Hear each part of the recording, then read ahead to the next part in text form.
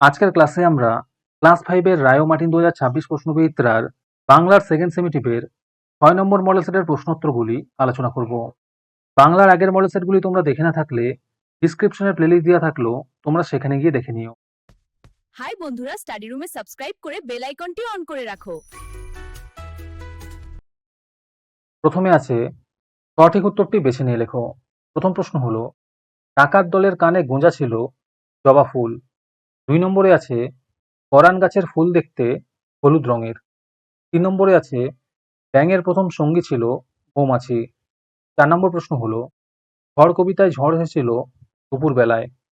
5 নম্বরে আছে ফোঁয়ার শব্দের অর্থ হলো জেদি। তারপরে আছে এক কথায় উত্তর দাও। প্রথম প্রশ্ন হলো, পাহাড়িয়া বর্ষার সুরে প্রবন্ধটির লেখককে? এর উত্তর হবে শৈলেন ঘোষ। 2 নম্বরে আছে ঘনায় কিসের মন্ত্র জানে? এর উত্তর হবে মৌচাক ভাঙার মন্ত্র। 3 নম্বর প্রশ্ন হলো, মায়াতরু শব্দের অর্থ কি? এর উত্তর হবে মায়াবী গাছ। 4 নম্বরে আছে কোন গাছটা ধরে ধনায় কিসে পার হতে চেয়েছিল? এর উত্তর হবে পরাণ গাছটা ধরে। 5 নম্বর প্রশ্ন হলো, নিকেল করা বিকেলের আলো কবি কোথায় দেখতে পান? এর উত্তর হবে মাঠে দেখতে পান। আজকের ক্লাসের মডেল সেটটি নেওয়ার জন্য আমাদের হোয়াটসঅ্যাপ নাম্বার 7501114999 তোমরা যোগাযোগ করতে পারো।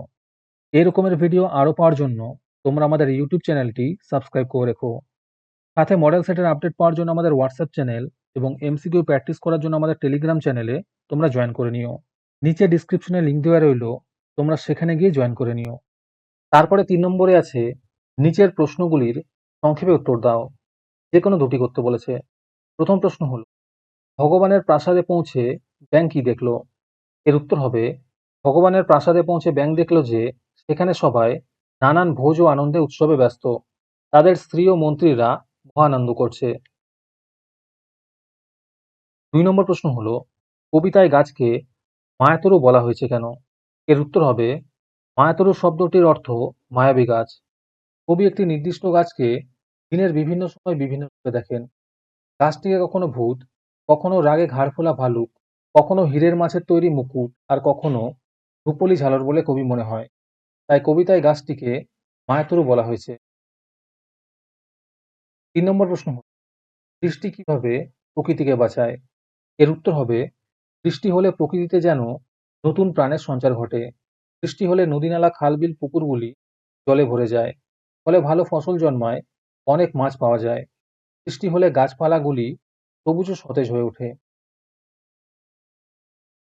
তারপরে 4 নম্বরে আছে পালিয়ে গেল অনেক দূরে। কে পালিয়ে গেল? কেন পালিয়ে গেল? এর উত্তর হবে মৈত্রেয়ী দেবী রচিত ঝড় কবিতা থেকে নেওয়া উদ্ধৃত পংক্তিটিতে কবি ঝড় পালিয়ে যাওয়ার কথা বলেছেন। সমস্ত অঞ্চলটা ঘুরে ঝড় অনেক দূরে 7 সাগর পাড়ে পালিয়ে গেল। তারপরে 4 নম্বরে আছে রচনাধর্মী প্রশ্নের উত্তর দাও। যে কোনো দুটি করতে বলেছে। প্রথম প্রশ্ন হলো, ছোট্ট ফণিমনসা গাছের মনে শান্তি ছিল না কেন? এর উত্তর হবে আশেপাশের গাছগুলির পাতা অত্যন্ত সুন্দর, আর তার পাতাগুলি বিশ্রী রকমের ছুঁচালো ও কাঁটাযুক্ত ছিল। তাই ছোট্ট ফণিমনসা গাছের মনে শান্তি ছিল না। 2 নম্বর প্রশ্ন হলো, শিয়ালকে ঠকাতে আখ চাষের সময় কুমির কি ফোন দিয়ে এঁটেছিল? এর উত্তর হবে শিয়ালকে ঠকাতে আখ চাষের সময় কুমির ফোন দিয়ে এঁটেছিল যে সে আখের আগা নেবে। তারপরে 3 নম্বরে আছে ঝড়ের সঙ্গে শিশুর মনে কিসের তুলনা কবিতায় ধরা পড়েছে? এই উত্তরগুলি একটু দেখে নিও। 4 নম্বর প্রশ্ন হলো, ঘনায় কিভাবে বাঘের হাত থেকে বেঁচে গেল?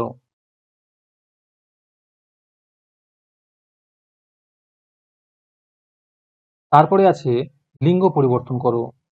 গুণবান হবে গুণবতী, প্রকাশক হবে প্রকাশিকা, শোভন হবে শোভানা, সদস্য হবে সদস্যা।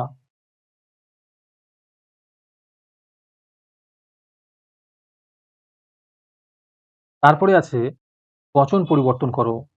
ভক্ত হবে ভক্তবৃন্দ, মেঘ হবে মেঘপুঞ্জ, মালা হবে মালাগুলি, পথ হবে পথসমূহ।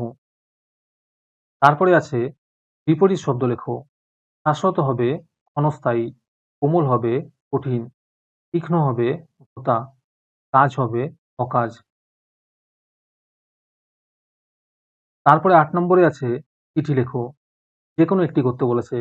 প্রথম প্রশ্ন হলো, একটি বৃষ্টির দিনের অভিজ্ঞতার কথা জানিয়ে বন্ধুকে চিঠি লেখো। আমাদের চ্যানেলটি সাবস্ক্রাইব করতে ভুলে গিয়ে থাকলে এখনই করে নাও।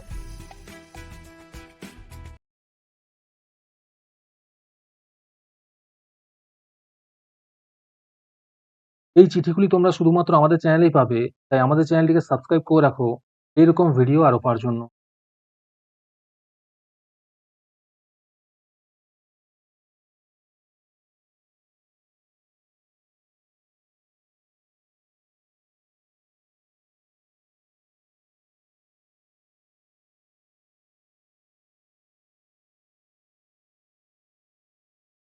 দুই নম্বর প্রশ্ন হলো, বিদ্যালয়ের প্রতিষ্ঠা দিবস উপলক্ষে আয়োজিত অনুষ্ঠানের বিবরণ দিয়ে দাদাকে একটি চিঠি।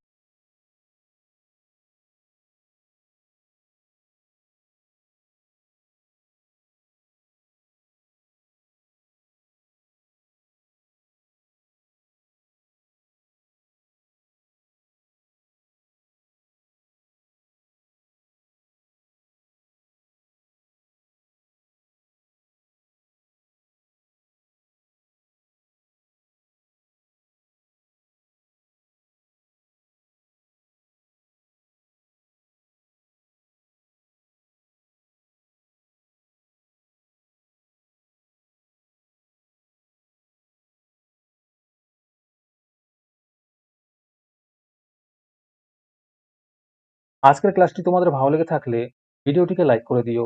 এর পরের মডেল সেটগুলির ভিডিও সবার আগে পাওয়ার জন্য আমাদের চ্যানেলটি সাবস্ক্রাইব করে রেখো। তাহলে আজকে এই পর্যন্তই। দেখা হচ্ছে পরের ক্লাসে।